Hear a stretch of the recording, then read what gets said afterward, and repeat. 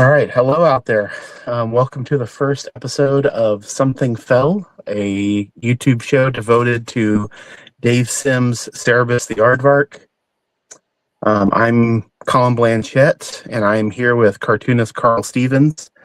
And our plan is to go through each issue of Cerebus, issue by issue, front to back, cover to cover, including all of the printed matter in between. And we'll talk about the comic and its evolution and Dave Sims' evolution as an artist and businessman and industry figure. And the reason we're doing this, at least from my point of view, is because Cerebus is one of the best comics ever made and also one of the most interesting comics ever made. And not just in how good the comic itself is, but in how it tracks along the business of comics at the same time. Karl, what was your motivation for doing this? Well, it was basically the exact same reason, and I've always had an admiration for Dave's work, but he was also one of the first independent, for lack of a better word, artist working in comics that I discovered. And he was also a bit of a gateway artist for me, in the sense that when I started reading the series around issue 155, I believe it was around then, he was running a lot of backup stories with a lot of important underground cartoonists, and I guess all the back matter of the issues were important to me because they turned me on to a whole world of comics that I didn't know existed. Because prior to that, I was more or less, into superheroes and Mad Magazine, and Cerebus was kind of like the bridge for me between the superhero stuff and or the so-called mainstream work and the more artist-driven work of say like the Fantagraphics crowd. Or so I really see him as a gateway artist for me.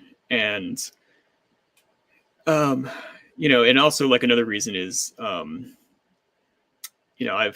acquired all 300 issues at one point, and I've never read them from beginning to end, and this just seemed like a good excuse to do that. Yeah, same here. I this is something you and I have talked about before, but because of Dave Sims' personal reputation and beliefs, an important work and a significant piece of comics history is just being forgotten. It's hard to imagine young people are picking up Cerebus at all. I was talking to a cartoonist the other day who basically made that point, like who under the age of 30, if they've heard of Cerebus, how many of them would remotely be interested in looking at it, once they picked it up. It's so rooted in its time. And we'll get to some of the Dave Sim controversial stuff later, many years down the road. But I think, you and I share that we don't want this work to be forgotten just because the creator has not been a great steward of his own legacy. Yeah, I agree. And I would raise that age to 40. You're probably right. You're probably right. It is, it's one of the great successes and one of the great tragedies, I think, in comics history. And something we've talked about before, and one of the reasons that we both wanted to do this is because the series, it ran for 27 years, starting in 1977 and ending in 2004. But those years encompass this period in comics that I guess we could now call, with the demise of Diamond, the direct to market era. Mm-hmm. So which was a very, it seems now like a very like specific time in the history of comics that I doubt will ever come back. So I mean, like maybe you could talk about that a little bit.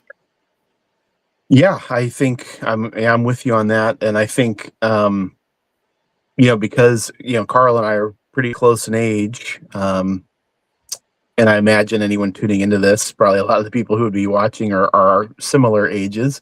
The direct market at one point really allowed for a flowering of all kinds of different comics, not just the Marvel and DC stuff, but the alternative comics were allowed to flourish. And Cerebus was never really considered an alternative comic. It was an independent comic because I think of the genre elements.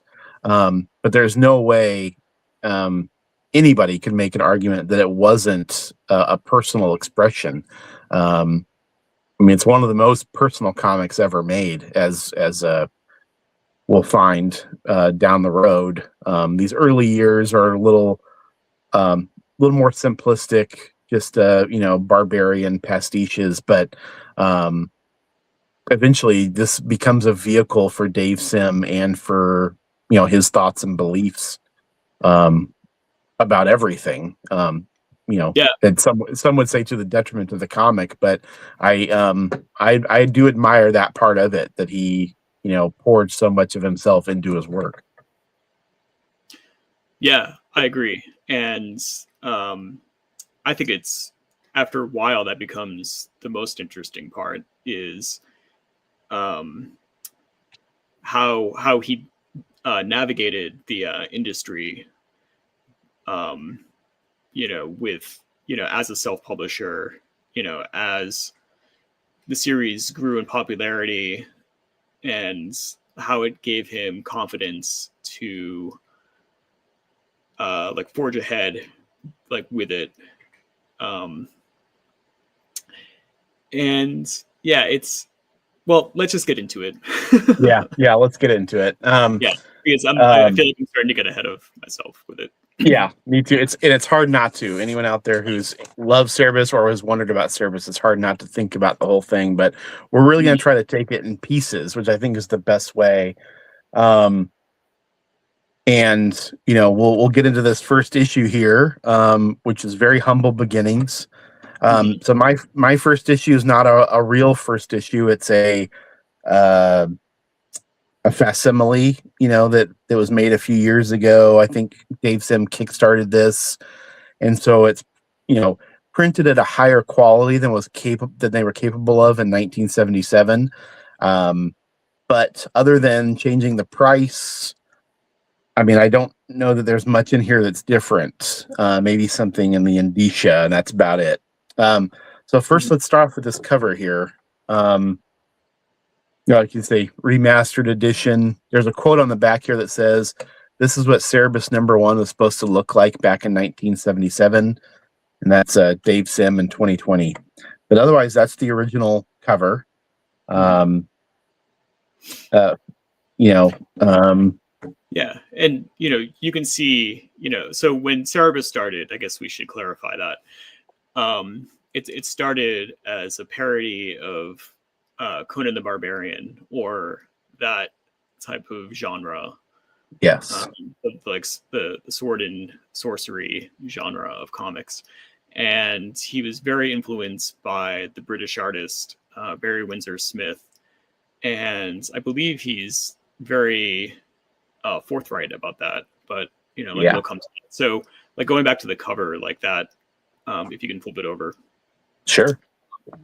You can see a very conscious effort to try to make the art look like Barry Windsor Smith's art, like the like way that he's like making the lines of like the barbarians in the front are like like very like reminiscent of the like hatching style that Smith used. So really, like it's like a parody comic. Yeah.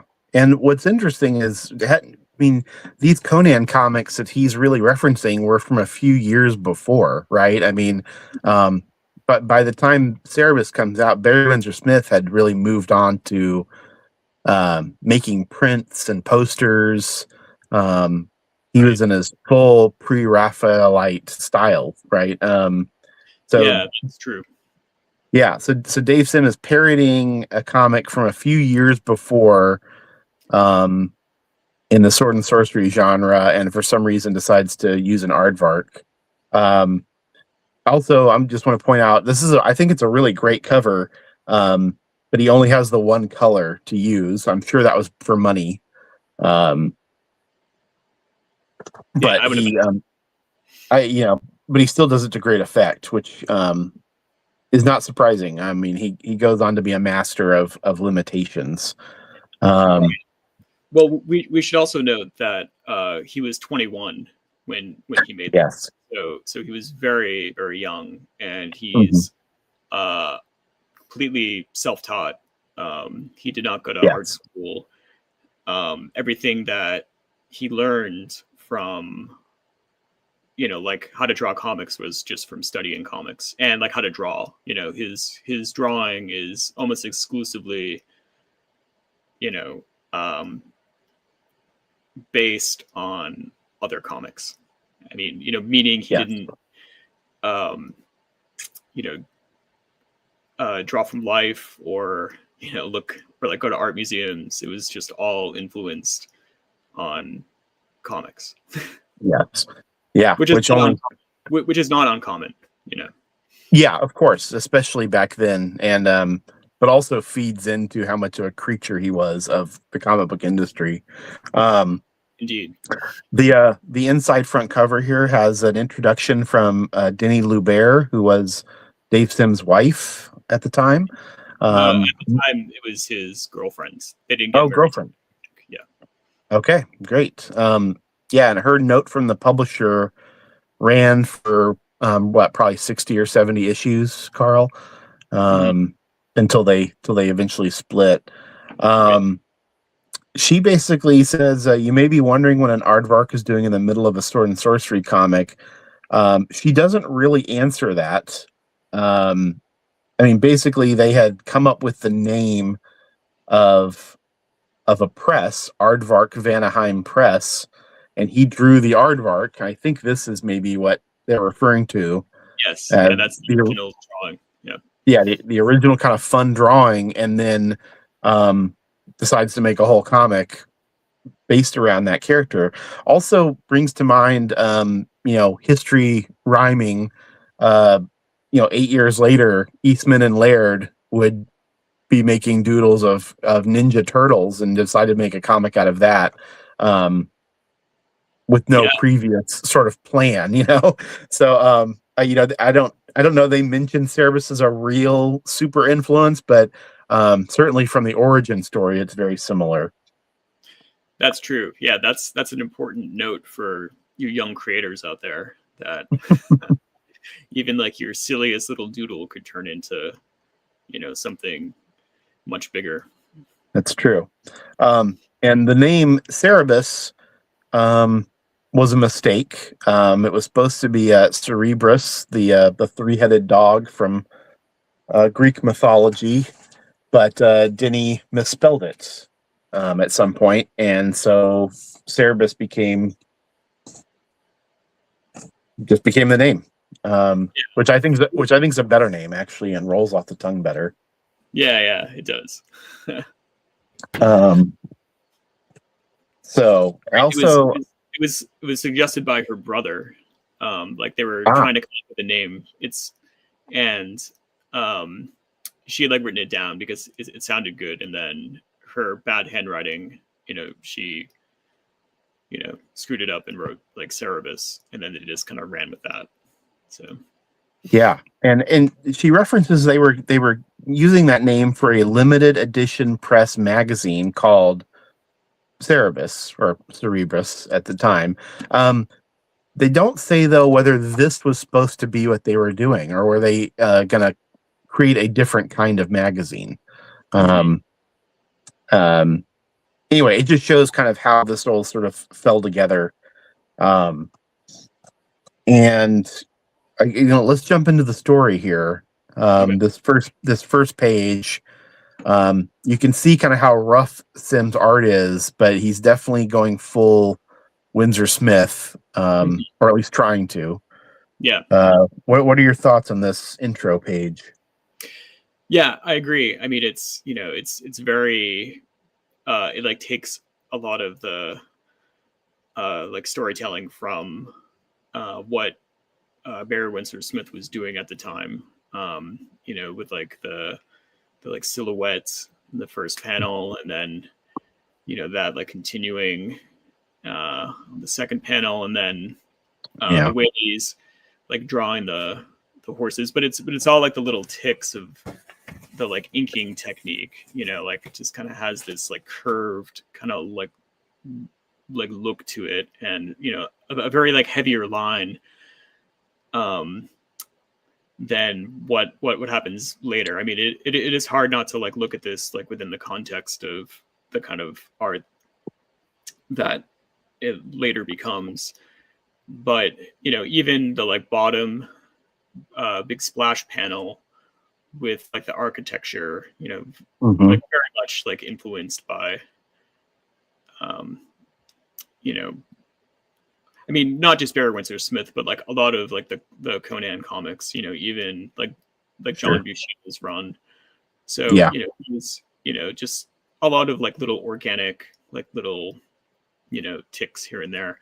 But, I mean, as a 21-year-old, it's really astonishing, like how well drawn it is. I mean, and it just kind of shows you just the like attention to um, like detail and like draftsmanship that I guess was probably more fashionable back then. I mean, like if you compare it to like today, I mean, if this came out in 2026, I feel like it would like fit like right in with what like a lot of younger cartoonists are doing. yeah, for sure. Yeah, I think that the level of craft would surprise a lot of people, especially for someone so young. Yeah. I wanted to point out, this is something we'll talk about ad nauseum later, but just right off the bat, his lettering is Mm-hmm. very good. She's very neat, very professional looking. You really, I mean, he maybe could have gotten a job as a letterer with, a DC or Marvel. Um, and this original logo is just fantastic. Mm-hmm. And the fact that this was in place already early on is pretty crazy to me. Yeah, It's just, it's very like recognizable too, and yes. which obviously is like key. I mean, like you know, you like want like your logo to have like that type of like impact. I mean, it's like very iconographic. Yeah, yeah. It's just kind of like a Celtic script. Right. Yeah, this kind of stuff was probably all over the place in the 70s, but to have such a just finely rendered logo that was well, it would last him for a very long time, right? So Yeah. yeah, going into the next pages, yeah, here's more of the silhouettes that you were talking about on the first Yeah. page. Um, I mean, like just as a professional, I mean, using the silhouettes, serve a couple purposes. They're easier to do. yeah, And it like breaks up like the storytelling more. But like even like in that second page, you can see his like early just mastery like of the form, just using like different angles to hmm like different camera angles, like knowing when to pull back, like the close up. And then there's that middle panel that's just lettering, and that's something that he does yeah, later too, like the hack, yeah, which I guess you could say was almost like a joke about yeah, himself, but completely yeah. unintentional. Yeah, what uh, one thing that really I don't know how it looked in the original newsprint, but Cerebus is done with tones, Right. and he really, at least in this edition, he really pops out. He almost looks like an animated figure laid on top of some old kind of print maker. Yeah, that's true. I mean, it has like a paste up quality, and I mean, I feel like that kind of adds to the whole like context of the story, because it's an aardvark in a world of humans. So the fact that he looks pasted on like kind of works. It does. Yeah, and it's funny, like these panels up here, really strike me as Dave Sim panels. 100%. I was thinking that when I went through it, like that, especially that top left panel on page 3, like that, yes. like that is a visual trope that he uses quite a bit as the series goes on. Yeah, and you can already see, here and here he's playing with the lettering and the word balloons, which will really become a signature of his work. This thing here where he has the shadow cast by the bars in the window, that's a real Dave Sim thing. And this great silhouette panel at the bottom, I mean, looks just fantastic. Yeah, I mean, I would say that goes back to his the like influence of Will Eisner on his work.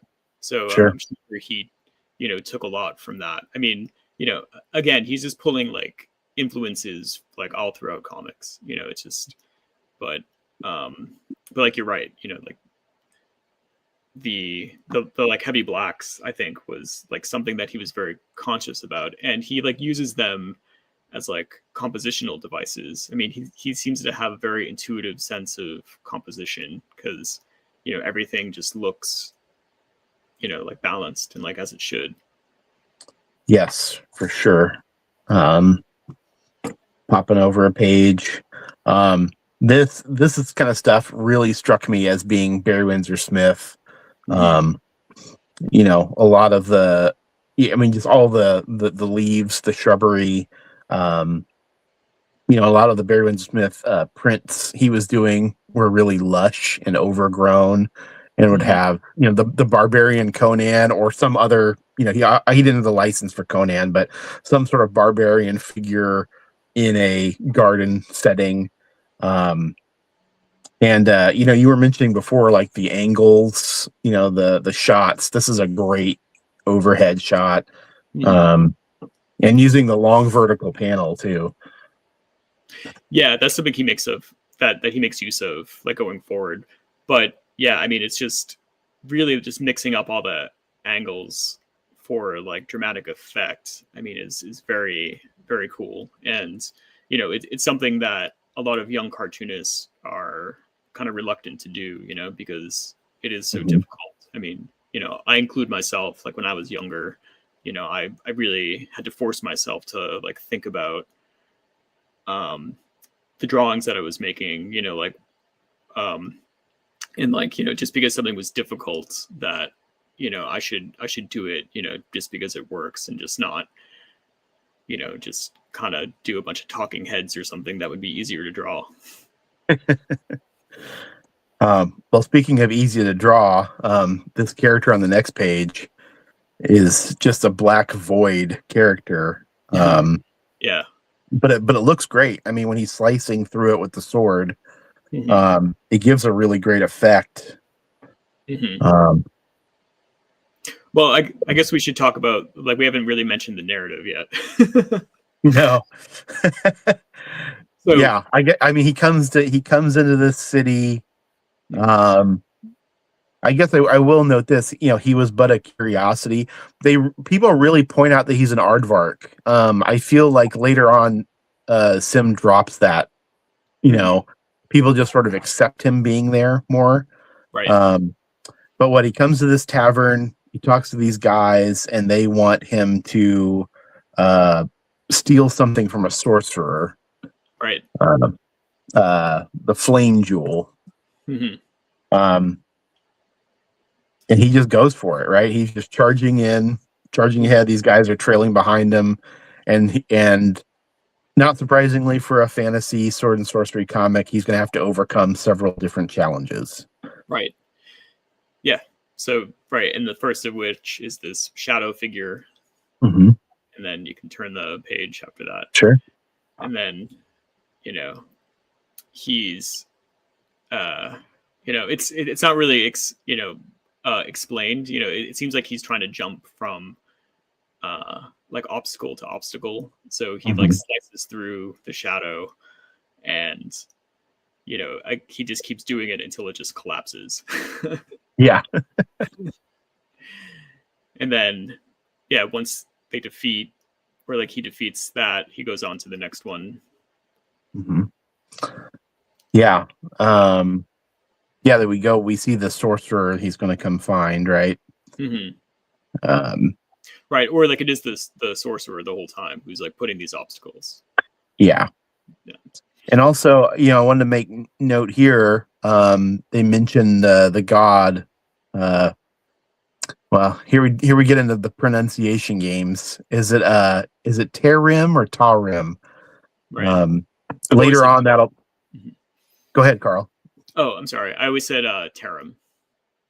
Yeah, I know later on when he really gets into the theology, they have arguments about how to pronounce it correctly.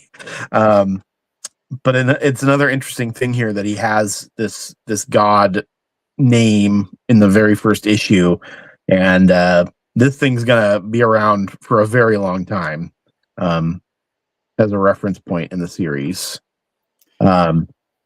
I like this panel a lot too. Just this exploding bust. Yeah. And also the 4-panel grid of that. That's very John Buscema, but I guess also Jack Kirby too. It is like a kind of standard like comic book which is interesting to see, because he like throws that out a lot like as the series goes on. So it is interesting to see him play with like the conventions. Yeah, and what I really admire is how full these panels are. Each panel is its own piece of work.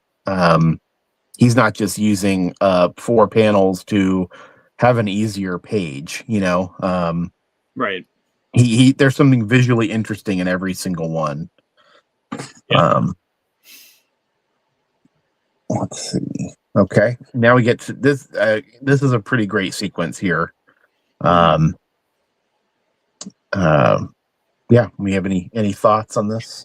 Oh yeah, so they come upon this room that has all these skeletons, and they come alive. Yeah. So I mean, just setting yourself up to like draw that would just be like a nightmare. But he like seems to like pull it off well. I mean, even if like the anatomy isn't like correct, it's like close enough, and it still looks pretty good. But then, again, like with the blacks, he's like really thinking about, the like composition of the page. I mean, that's one of the things about his work that I think, just reading it when I was a young cartoonist, I feel like I just absorbed that intuitive sense that he has as well. I mean, there's just something very like elegant about the way that he uses those big black planes, I guess. Yeah, the way he's got the shadows going here, so they're just deep dark blacks. But I love this panel. I mean, this same thing has probably been drawn 1,000 times by various artists, from professionals all the way down to like kids in homeroom. But it just looks great. And it's a great sequence. I mean, he considering that later on he'll bring on a background artist, his backgrounds are all good. I mean, he really sets a sense of place. But by cutting those out completely and just going pure black, the pages are really striking. Yeah. Yeah, like they really pop, Yeah. And then again, and then more playing with those vertical panels. Yeah.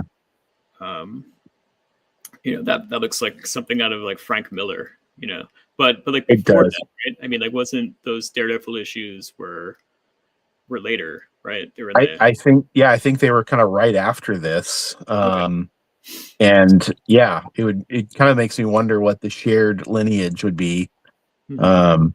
Also the fact that, like you pointed out before, he's fighting the shadow creature, he just kind of keeps slicing until it goes away. Yeah. With the skeleton, he just pushes him off and he crashes. That's it. There's no real reason he defeats him, Yeah. other than he's just done with it. Right. And that's the beauty of working on a parody comic, is that you don't really have to explain anything. Exactly. Love this panel here. This is great. Oh yeah, completely. Yeah, it's just thinking about light. I guess that's the takeaway. It also strikes me that the comic is wordy, probably wordier than the average comic is now, but it's not over burdened with text. If you were to open a Marvel comic from this time, it would just be packed to the gills, with Right. some Roy Thomas blathering, but Sim does the captions, kind of let you know what's going on, but he doesn't overwhelm the story.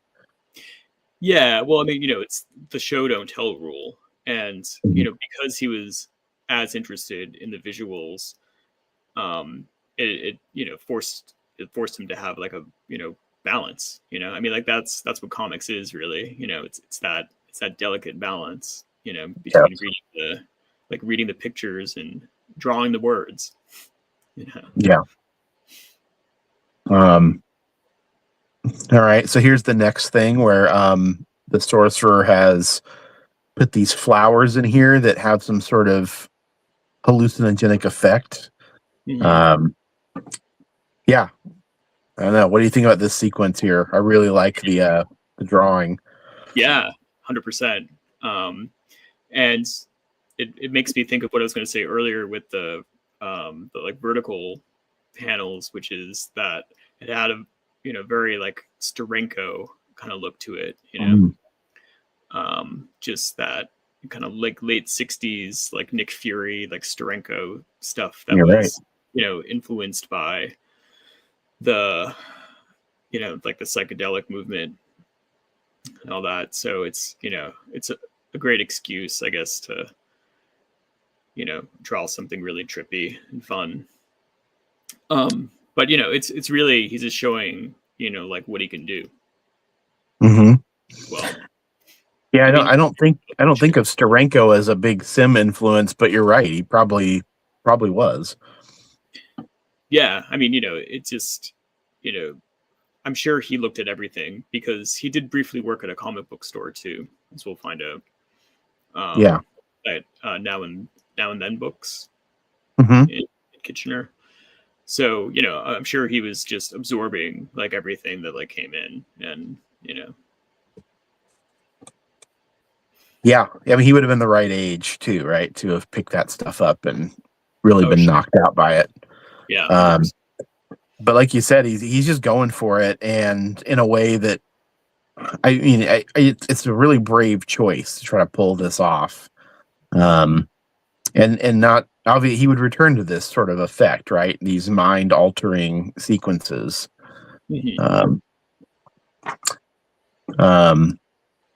Almost by comparison, he gets very sedate after this. Even though there's this big Kirby-esque statue back here. Right. Yeah, and like that panel too, that's like another Dave Sim tick with that. It is a splash panel, but he divides it into three, so it becomes like 3 panels. That's something that he does a lot. Yeah, really great looking stuff. And so at this point, they're just trying to get through the sorcerer's everything whatever the he's hell. yeah, Yeah, the compound. right. Okay, and this is the real money shot. That's a fantastic page. Yeah, it's a cool looking dragon. It really is. And I'm sure it's in reference to like 50 different things, fantasy art, or maybe some specific Barry Windsor Smith image that I'm not aware of. But I it think you're looks right great. with the Kirby stuff, though. I mean, especially because he seems to be inking it like with a brush, and just has this like big, clunky, kind of shapes that, it just reminds me of like a Kirby monster. But then, Yeah, it kind of reverses the silhouette on the bottom, where like they're all just kind of standing in this like void. I think that's an interesting compositional choice. Yeah, you almost can't even see the sorcerer. He just sort of blends in over here. Yeah. And this, like a lot of this almost seems Miller-esque to me. Okay. So, when sometimes the Miller Jansen Daredevil could get kind of abstract. And so even though they weren't dealing with this kind of subject matter at all, just sort of the way it looks, when Miller gets to Ronin, a lot of the effects are very much like this giant creature here. Yeah. Yeah, that's true. Yeah, I mean, it's really making me wonder if Frank Miller was a Cerebus reader. Because, well, again, I think he probably was. Yeah. Yeah, like you said, back then it was a lot easier to take everything in, right? Everything was more accessible, and there was just less of it. Yeah, it was a smaller industry, for sure. Yeah, You could easily read most of everything that came out every month. Yeah. This I really like this panel here. With, I assume, is this a tail, or maybe it's a tendril? He has tendrils. They gives it a real weight and thickness that isn't apparent in this page. And Cerebus, he takes the tack of he basically just closes his eyes and starts walking forward, swinging his sword. Which, I wonder at the time if he was trying to be funny doing that, but it really seems like an insight into the Cerebus character that will develop. Oh, yeah, that's a good point. Yeah, this guy who just kind of cuts through all the bullshit, even if he doesn't even know he's doing it. He manages to cut through all the bullshit. Yeah. Stay on that page for one more second. So that like sure. that top right panel of the tendril, it's almost pointing to like the third panel, so it's almost like like a device to like tell you like how to read the comic. Yeah. Not that you would need it, but I mean, I always find that interesting when, like the forms of things just, kind of act as like directional, like reading devices. Yeah. I mean, it's really completely unconscious. But...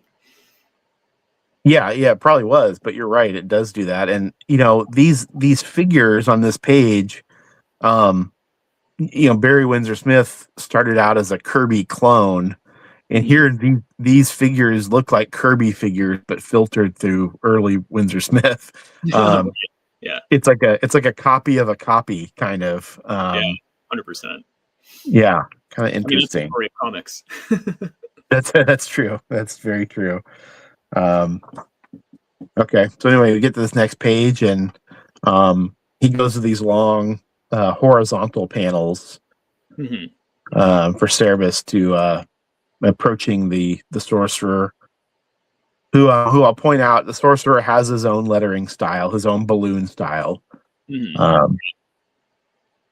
mean, he obviously didn't invent that, but he does always use it to great effect. And I mean, you're a cartoonist, I'm not. I mean, I just imagine that just creates a lot more work, having one person who has to speak in a certain way visually. Oh yeah, but I mean, it's a great device because it it's something that only comics can do. I mean, to like use different style like word balloons and like different like lettering styles. Like because it's visual. I mean, like that's something. I mean, you could replicate it in as as like a voice, like if in like a film or something, um but like to express it like visually, I mean, it's such like a great like technique to like do it that way. Yeah. Yeah, he kills the sorcerer here, and it just says "on nuts," which is clearly meant to be a sort of comedic moment. Yeah. I like this how the tentacle is dissolving here. Mm-hmm. You almost kind of can't tell what it is, but Yeah. but it is a cool effect, but it might have been a little ambitious for the time, and I can't imagine this showed up very well in the original newsprint. Yeah, I know. It's too bad we don't have a copy of that to see. Yeah. Well, starting with issue 2, we'll be onto the real thing. So, Right. so anyway, they get to the sorcerer has crumbled. He was old, and they find the flame jewel. Mm-hmm. But Cerebus wants his money. That's another, early establishment of a character trait. Yeah. Oh, actually, I mean, I have my like, I know we're 40 minutes into this, but Yeah. I have my issue. I mean, it's also a reprint, but it's from 1998. It's the bi-weekly one, and it is on newsprint. And like that panel on newsprint, you can see it's like black, just blacked out. So it's like it's not even, you like really can't even tell. Yeah. So anyway. Yeah.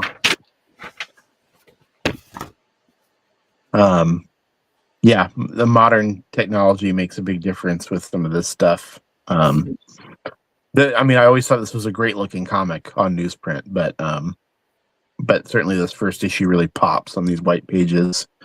Yeah. So yeah, here's more of the, his,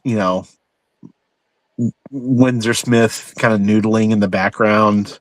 Mm-hmm. He's got these light effects back here, coming from some unseen window. Yeah. Again, like they're just like compositional devices, like they're not supposed to mean anything, I don't think. Yeah. Here's another one of those panels you were mentioning earlier where it's broken up. It's the same scene, but they're walking and then walking further away. I like the way he's playing with the light here, though. He's got all these decorative devices, and then he's just got pieces of light going through. Yeah, it's good looking stuff. Yeah. And so Cerebus has been paid. They're walking outside. Yeah,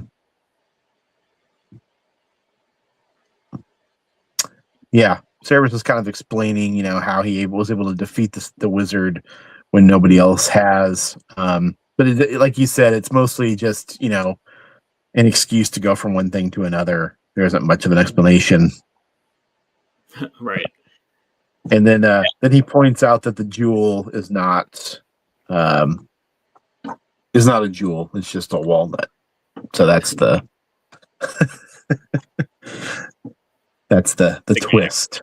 Yeah. Right. But all in all, it's it's a very satisfying like first comic, It is. So because it kind of gives you, I mean, if you were just picking this up in 1977 and like I feel like it was a lot better written than like a lot of those Conan comics, which I find unreadable. But Same. maybe it's just the like sense of humor of it. Sim's obviously like a gifted storyteller, but I feel like the fact that he's able to like tell jokes through comics in a successful way, like make them like more interesting, you know?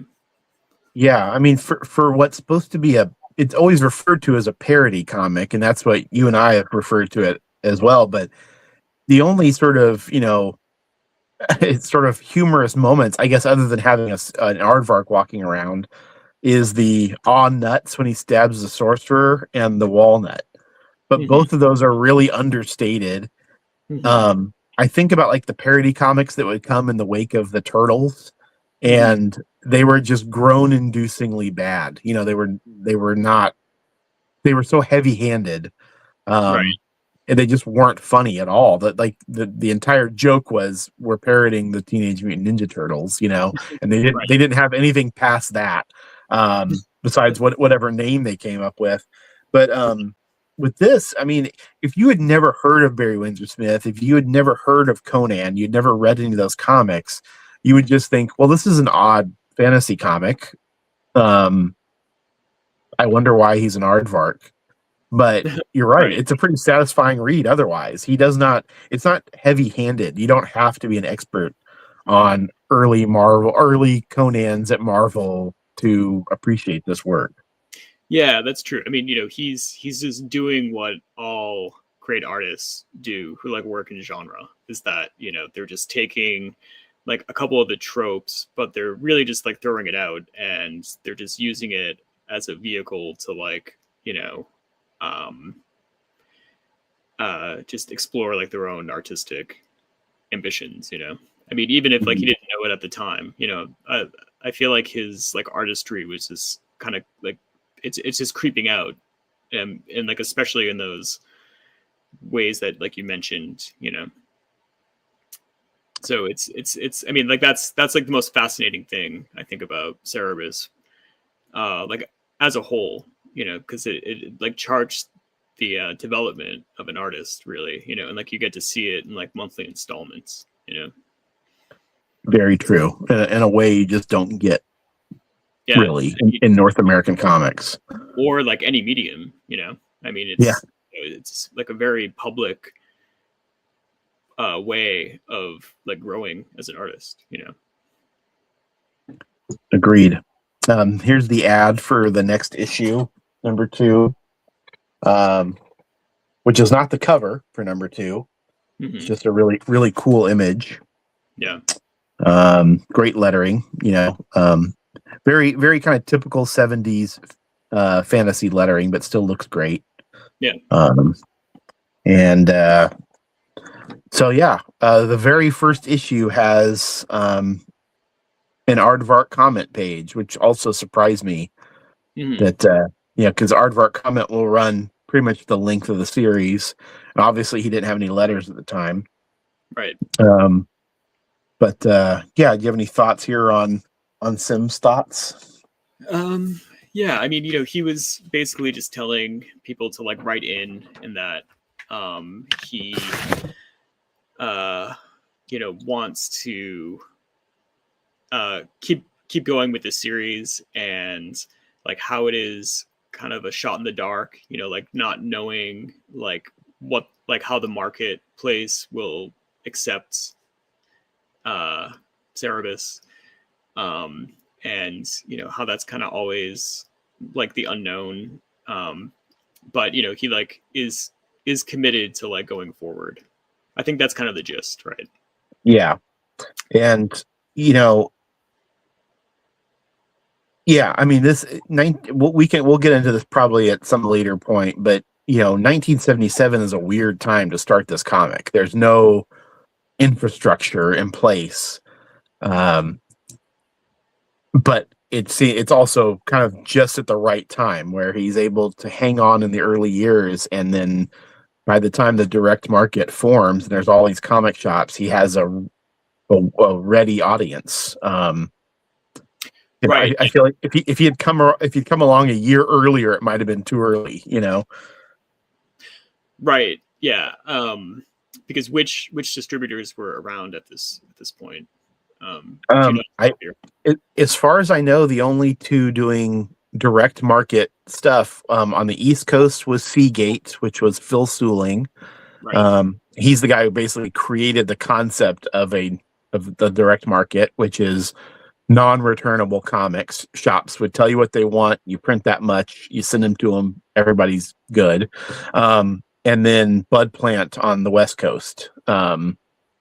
And then, 10 years later, there's going to be a whole bunch of distributors, I think up to a dozen. But in these early years, there's not much. And I think, if I recall the story correctly, one of the local shops in Canada committed to ordering a ton. And that was kind of enough to keep him going. He had guaranteed sales, at least to get through the early years. The same thing happened with Fantagraphics. The Comics Journal would have failed, but Phil Suling and Bud Plant both committed to ordering a certain amount of copies, whether they could sell them or not. And that kept the company going long enough to become viable. So yeah, I mean, if he'd come along just before this, I don't know that I think he might just sink and no one really noticed. And I wonder if he'd come along in 1981, it might have been too late to get noticed. By that point, you've got Kirby and Mike Grell and people like that making independent comics, and it becomes a lot harder to stand out. Yeah, that's true. Yeah, I mean, that is definitely the thing that he benefited from most, was that there was nobody really doing what he was doing like at the time, and having access to sympathetic like retailers, and also just like producing, like committing yourself to at least do like a few issues and having them come out on like a regular basis. I mean, I feel like that's true today too. I mean, because people just like forget. Yeah. This was bi-monthly in the early issues. And you're right. Nowadays, people's attention spans are so short that it's hard to even keep anything in mind. Right. I am. There's also these other Canadian comics mentioned, which I found it's a funny mix of titles. Two of these have Dave Sim work in them. Fantasia #1 and Oktoberfest #1. And maybe we'll take a look at those sometime in the future. It's just a little side look. It's frankly, the early Sim stuff is not particularly interesting. It's really like it's crazy how fully formed he is almost with the early Cerebus. It took me by surprise with rereading it. Did you have that same feeling? Yeah, 100%.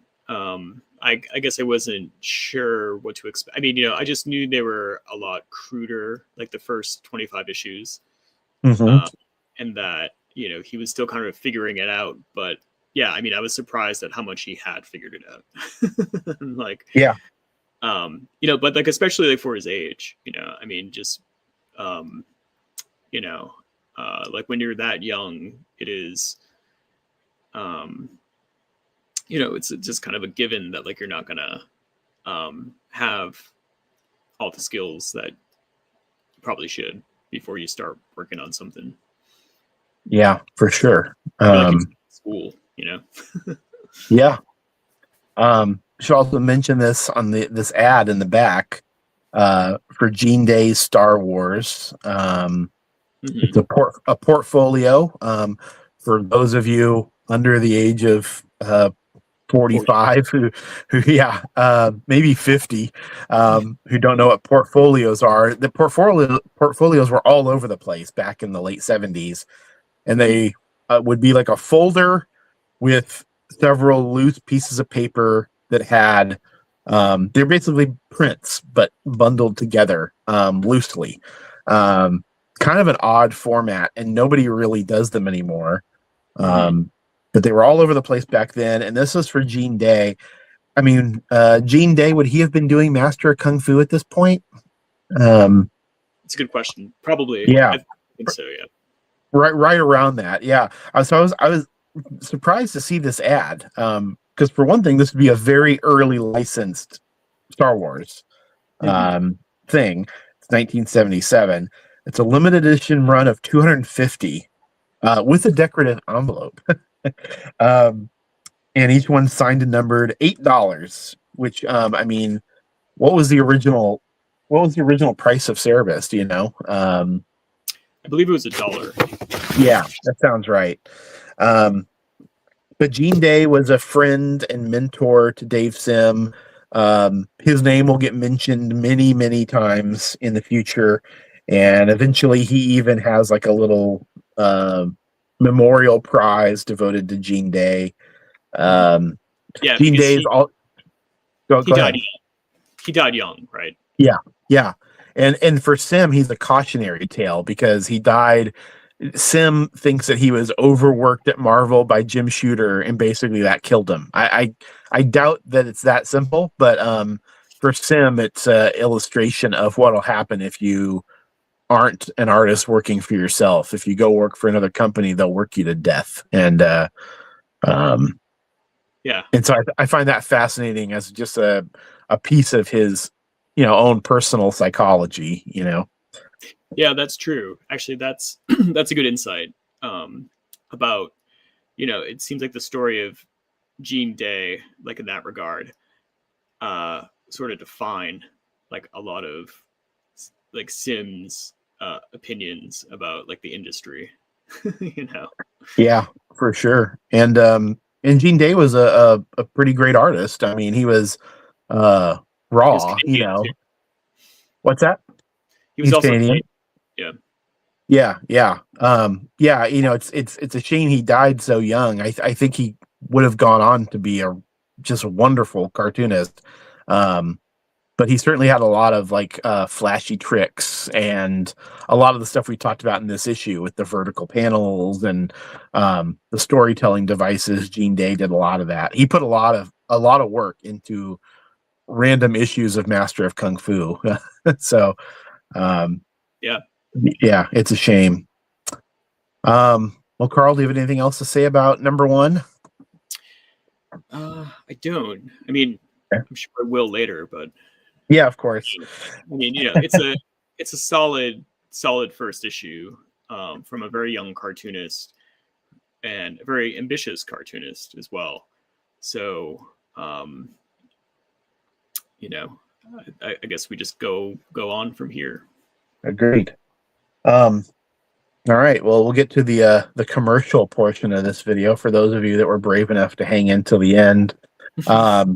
Here's a couple of books by Karl Stevens. Penny, a graphic memoir. A sequel is coming soon.